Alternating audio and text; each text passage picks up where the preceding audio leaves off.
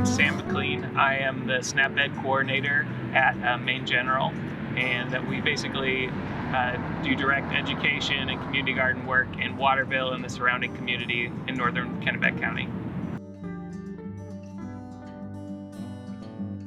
So it's basically the education side of the Supplemental Nutrition Assistance Program. So anyone who qualifies for EBT food stamps also qualifies for a free education program that's kind of meant to enhance the experience of having food stamps. So you learn how to shop on a budget. For the younger kids, it's more about getting them to try fruits and vegetables, which I think my parents probably would have appreciated when I was younger if someone else took on that burden.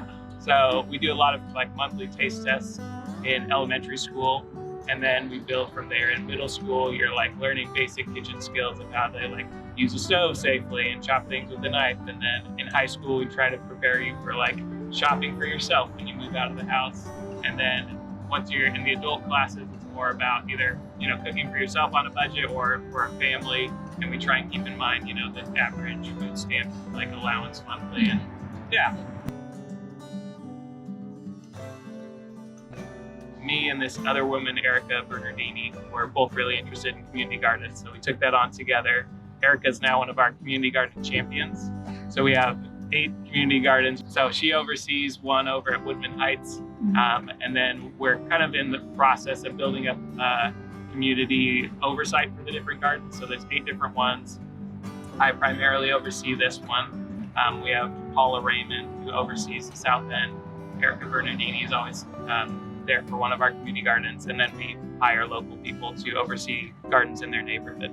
These beds are all rentals, so you pay $20 for the season, and generally try and get 12 unique individuals in there. Sometimes people will double up on beds, and then the other community gardens that are in smaller neighborhoods are just focused on those neighborhoods. So we hire someone from the local house to oversee the garden, and then try and get kids involved in after school programs at the garden, and get them to kind of help us decide what to plant there and teach them how to take care of it. And it's kind of a mix of learning how to garden and just goofing off in the dirt. If kids are getting dirty, consider it a success.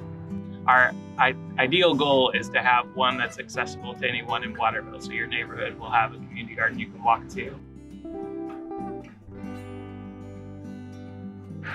I mean, we have a little ways to go, but within this small area, 8's pretty good. So, yeah. The far side of town where Erica's at in Woodman Heights serves, probably 20, 30 households there. We have one over on Hillside Avenue that serves a little community there that's also connected to the Alphon Youth Center. So they have an after-school program in a little building down the street from our community garden. So there's 20 kids that are perfectly placed to come play in that garden all the time, which is awesome. And then the South End's a big focus. We have a rental garden there, and the South End Teen Center has been I've been doing work there for the last 3 years, and they are always building up their gardening program. And that's really cool because it serves about 30 teens there, but also their families. So we hire a couple of teens to grow the garden all season long, and then they take that produce back to their family, and we'll do a big recipe all together and make salsa or something from the garden in the fall. So yeah, I'd say we reached a good chunk of the community. The new project that we're kind of developing currently is the Main Street beds, which ideally would just be an abundance of fresh fruits and veggies you walk by and kind of harvest as you're walking through town. We haven't quite harnessed the perfect model of that, but yeah, that's another one where we'd like to reach an even bigger population.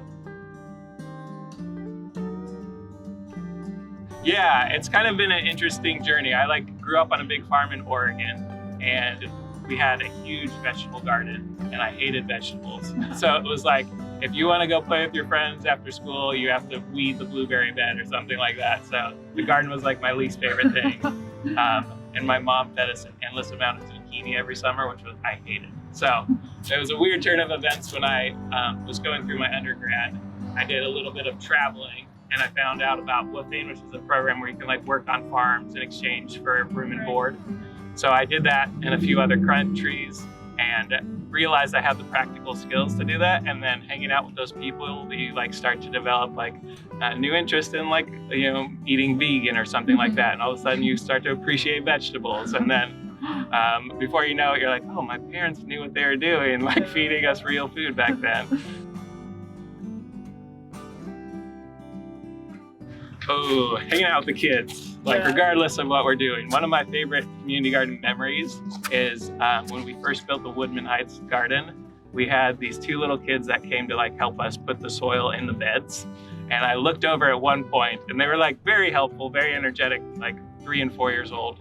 And this little girl is swimming in the dirt. She has like a bathing suit on and she's like literally doing front stroke and like rolls on her back and is like rolling through the dirt. I was like, this is why the garden's here. Maybe nothing will grow this year, but like seeing children just like roll around in the dirt, that's what it's all about. So, yeah.